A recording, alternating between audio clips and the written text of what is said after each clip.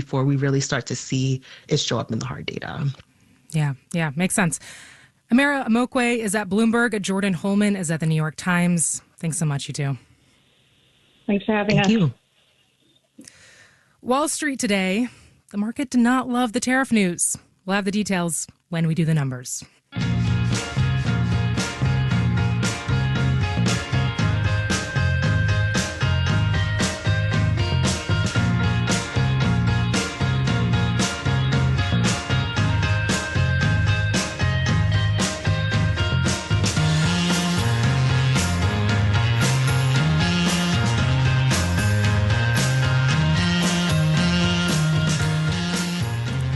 The legal battle between Harvard and President Trump continues. Today, a federal judge blocked the administration's decision that would have barred Harvard from enrolling international students.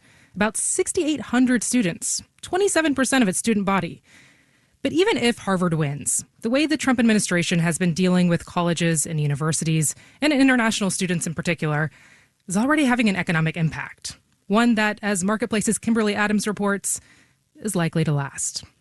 It's important to remember that with all the talk here in Washington about trade deficits, we have a trade surplus on services. Dean Baker is a senior economist at the Center for Economic and Policy Research. In fact, it was a $294 billion surplus in 2024, according to the Commerce Department. And a big chunk of that is the foreign students, this $56 billion that we get from foreign students coming here. Money they spend on tuition and fees, housing and food. The best students from places like China, from Europe, from India, they want to come to Harvard. And it's not just Harvard, but they have enormous respect for U.S. universities in general. But with student visas getting revoked and potential enrollment bans like Harvard is facing, foreign students are starting to look elsewhere. We saw that just with the spring sort of enrollment and intake, there was a 13% decline in enrollment of graduate students in the United States. Fanta Av is CEO of NAFSA, Association of International Educators. And we know the spring semester has a smaller intake. The majority of intake for universities are in the fall. NAFSA's research shows foreign college students and the money they spend while they're here translates into more than 300,000 jobs. Madeline Zavadny teaches economics at the University of North Florida. That's a lot of jobs supporting those students, from professors to just kind of the support industries for colleges and universities, and then the towns and cities in which those colleges and universities are. Zavadny looked into what would happen if the decline in foreign students continues. So if we just kind of froze where we were and didn't get new ones, we would lose about 2% of our undergraduate students and 11% of our graduate students over the next decade or so. Which would mean that trade surplus we have exporting education would shrink pretty drastically. In Washington, I'm Kimberly Adams for Marketplace.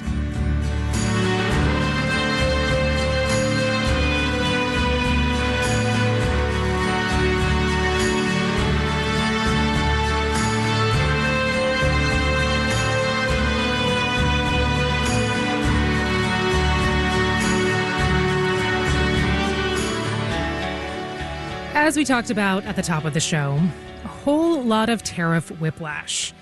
This morning, President Trump threatened 50% tariffs, this time aimed at the European Union, which of course comes just a week after the Trump administration eased up on tariffs against China, or at least until August. If you're having a hard time keeping up, just imagine what it must feel like to run a business right now. They're trying to plan for the future with no idea how tomorrow's headlines, or let's be real, even the next hour's headlines, how that might change things for them. Eric Bauer is the owner of Turner Hat Company, which sells wide-brimmed hats. We checked back in with him. So before the tariff rollback, we had $60,000 worth of goods on the water. We had reached out to a couple of bonded warehouses in the port of Mobile where we receive our products to see if they could take our inventory and then basically hold on to it until we had more clarity on what was going to happen with the tariffs. The bonded warehouse was actually pretty reasonable. We would have ended up paying $3,500 all said and done.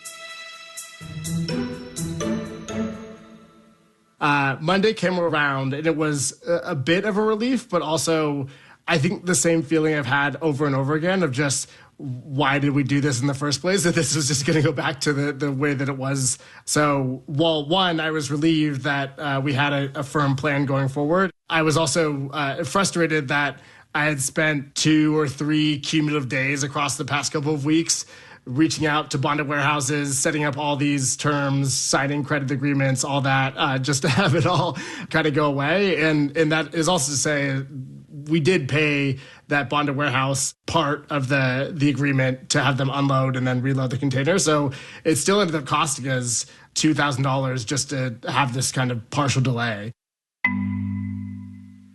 The thing that I keep thinking about is cash, and I don't think that's unique to me. I keep looking for ways to save and reduce investment in things that we would have done previously. We're reviewing every reoccurring subscription and cost that we have, but that's kind of my big overarching concern is cash. The cost of swapping out my supply chain, it involves a lot of upfront costs before we can get those up and running. And then 2, if there's any downturn in the economic situation, we want to be well prepared for that. So like everything else, the constant changes just keep forcing us to consider other options and spend time on priorities that weren't priorities going into 2025.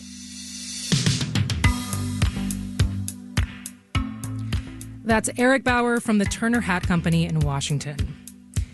And to follow all the headlines with the context you need as you start the day, make sure to tune into the Marketplace Morning Report, hosted by David Brancaccio.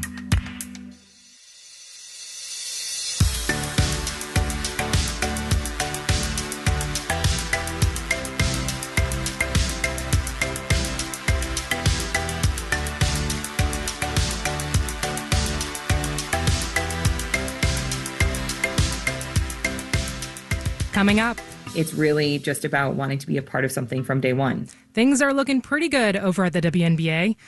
But first, let's do the numbers.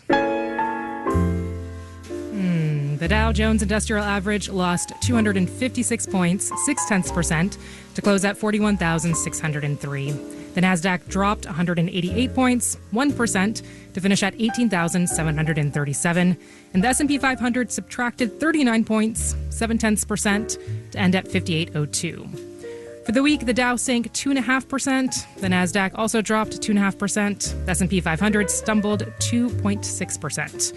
U.S. Steel jumped 21% after word that President Trump gave the green light to a merger with Nippon Steel of Japan. U.S. Steel is based in Pittsburgh. Macroeconomic uncertainty related to evolving global trade policies is the why. Declining to give full-year guidance for FY26 is the what. Deckers Outdoor, maker of UGG boots, is the who. Shares stepped down 19%. Also withdrawing full-year forecasts is Ross, the discount retailer. For the same reason, tariff uncertainty. Ross shrank 10%. Bonds rose. The yield on the 10-year T-note fell to 4.50%. You're listening to Marketplace. Marketplace is supported by LHH. LHH is a global talent solutions and advisory company using craft, human care, and innovation to create a beautiful working world. Recruitment, development, career transition. Learn more at lhh.com/beautiful. And by BetterHelp, committed to making mental well-being a priority and offering support in taking on everything life demands, with therapists available to communicate via video, chat, or phone at betterhelp.com/public. And by Yubico, makers of the YubiKey, protecting the personal and business applications and accounts people rely on every day, stopping phishing attempts and hackers in their tracks. Learn more at yubico.com.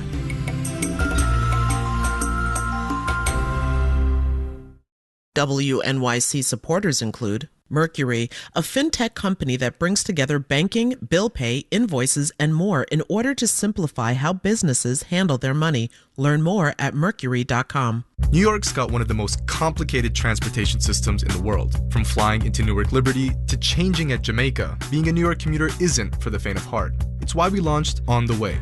Each week, reporters Stephen Nesson, Clayton Guza, and me, Remzi Khalife, take a look at the how and the why of how New Yorkers get around. The latest transportation news, thoughtful examinations, and we'll even take your transit questions. Catch On the Way, Thursdays on All Things Considered, and in your inbox at wnyc.org/newsletters. You're listening to Marketplace on WNYC. Coming your way in the 7 o'clock hour of All Things Considered, President Trump rattled markets again, calling for high taxes on imported iPhones and goods from Europe. We're going to get all that and much more at 7 o'clock on WNYC. Stay tuned. This is Marketplace. I'm Rima Reis. Lithium. It is a crucial ingredient in electric cars. Helps power the batteries, which, also makes it pretty crucial for the transition to clean energy. But zoom in, and you'll find that pulling this metal from the earth comes with some real consequences. Lithium mining, it dries out the land, and it's facing pushback from communities in so-called Lithium Triangle of the Andes. A newer method, called direct extraction, promises to use less water, but it's still a long way from becoming the norm. Emily Johnson has more from northern Argentina. I'm at a llama farm outside the picturesque desert town of Tilcara, and Santos Manfredi is telling me about protests against lithium mining here in the mineral-rich province of Jujuy. Mid-interview, he suddenly stops, listening. The river, he says. Let's go see. He takes off for the bone-dry river basin next to his farm. It must have finally rained up in the mountains because it's filling with water so powerfully that boulders tumble in its path. Here, in the spectacular multicolored mountains of the lower Andes, el agua es vida. Water is life.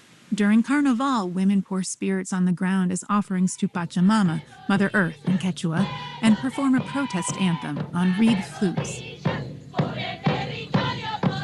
For the territory, for the water, for life, they sing. Water was precious in this arid land long before mining companies began pulling salty brine from the aquifer so they could extract lithium carbonate. The most common method involves pumping the water into vast evaporation ponds, allowing the sun to do the work of concentrating the mineral. The process can take up to 3 years, but there is another method. Y además lo que tiene la extracción directa es que es mucho más rápido. The thing about direct extraction is that it's much faster, says geologist Ashlyn Francos. But just how much faster are we talking? Horas, días. Hours, she says, days. Interest and investment in direct lithium extraction has been on the rise in recent years, including from giants like ExxonMobil. The method allows for water to be pumped back into the earth once the lithium has been obtained. Better for the environment, but that's not all. Más costoso. It's more expensive, she says. And there's the rub. Proving the technology is efficient and economical enough to work at commercial scale has been an obstacle to widespread adoption. Francos worked for California-based Lilac Solutions, one of several companies leading the charge to improve this technology. But lithium prices are down more than 80% from their 2022 peak because of a global oversupply. So it's fair to say companies are risk-averse. Entonces, por ahora estamos en la opción barata. So for now, we are on the cheap option, Francos says. But rising demand for electric vehicles and battery storage is projected to catch up to the oversupply. And when that happens, the painfully slow speed of old-school lithium extraction will be a problem. Meanwhile, there's momentum against lithium exploration. In January, a summit in Jujuy drew more than 200 representatives from communities affected by lithium mining in Argentina, Bolivia, Chile, and Peru. Here in Jujuy, a January Supreme Court decision upheld the community's right to be consulted on any lithium exploration in the watershed.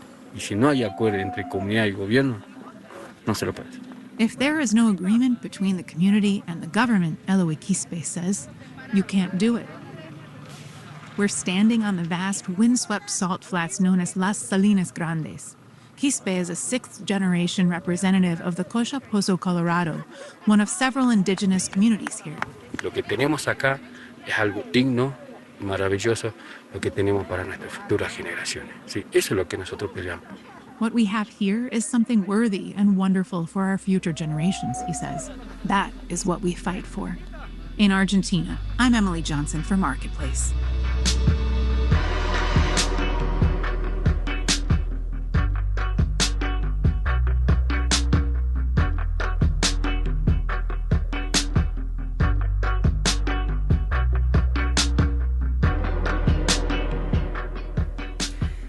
It is a tough time to start a business in this economy. Not exactly the friendliest of conditions. Unless, apparently, you're a women's basketball team. Last week, the Golden State Valkyries, the WNBA's first new team in 17 years, played their very first game. The crowd? Sold out. 18,000 fans packed into the Chase Center in San Francisco, a record for a debut. Teams set to join the league next year, over in Toronto and here in Portland, are watching closely. They're taking notes, figuring out how to build a fan base from scratch. Marketplace's Savannah Peters has that story. Way up in the nosebleeds of that sold-out opening night crowd were Zach Boyden and Alicia Gonzalez. Everyone there had been waiting a long time for this. Yeah. It felt very... Mm-hmm. It was so lit. They say the arena was loud. Julie Van Loo! Especially when Julie Van Loo led the Valkyries on a third-quarter run. Hype City here inside Chase Center as she lets out a roar. It was invigorating. We weren't even winning, and it was just like, we're coming back. The Valkyries did not come back. They went down 84-67 to the LA Sparks. But Alicia and Zach didn't really care. It was worth the 3-hour drive from Sacramento and the price tag. I mean, we paid, what, $800? $275 each for 2 of the cheap seats, plus gas and parking and some very expensive nachos. This couple came to their Valkyries fandom on different paths. Alicia's been hooked on the W long enough to remember when it wasn't cool. No one cared. I remember no one caring. Zach's only been following since the Caitlin Clark hype drew his attention. But they're both all in on this brand new team. It feels like people are just ready to commit. That's Valkyries president Jess Smith, who doesn't take credit for getting people to drop hundreds on a team before it ever played a game. The consumers are the ones driving this. Make no mistake, right? They are the ones driving that we want this product. We are watching this product. Give me more of it. But the team's fierce branding and viral merch definitely help. Like exclusive Founding Guard Letterman jackets just for 2025 season ticket holders. It's really just about wanting to be a part of something from day one. Something meaningful. The team doesn't have any superstar players. It can't use legacy or rivalry or nostalgia to entice new fans. So it's selling them community. I think that a lot of people are hungry for that. Says Joanna Schwartz, a sports marketing expert at Georgia College and State University. It's something that people don't get from men's sports, especially that women don't get from men's sports. Schwartz says women's sports fans of all genders are driven by values in a way that men's sports fans aren't. And the WNBA's expansion teams can fall back on that. That's part of the trick also for teams that are going to be below 500. That's a polite way of saying these fledgling teams might not do a whole lot of winning to start. In its 29 seasons, the WNBA has had moments of hype and expansion, followed by contraction. 6 of its franchises have folded. But Schwartz says today's teams are operating in a different environment. They don't have to convince audiences that women's basketball is worth watching. There's pent-up demand. People want this. Just look at Portland's expansion team. It sold 7,500 season ticket deposits ahead of its 2026 debut, before it has a single player on its roster, or even a name. I'm Savannah Peters for Marketplace.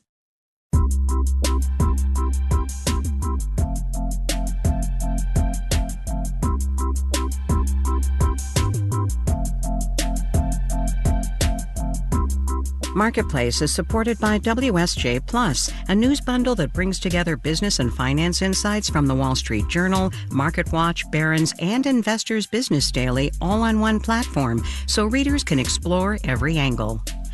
And by This Is Uncomfortable, hosted by Rima Crace from Marketplace, talking about life and how money messes with it.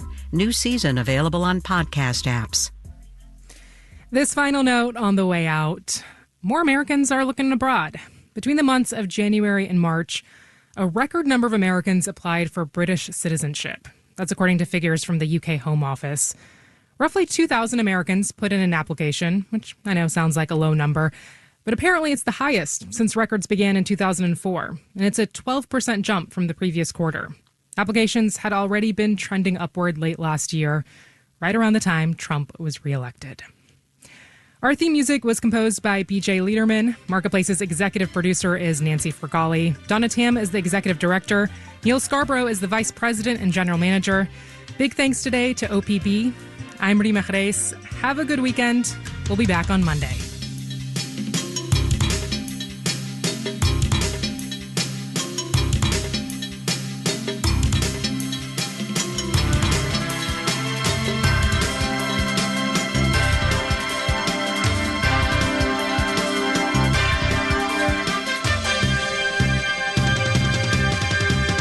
This is APM.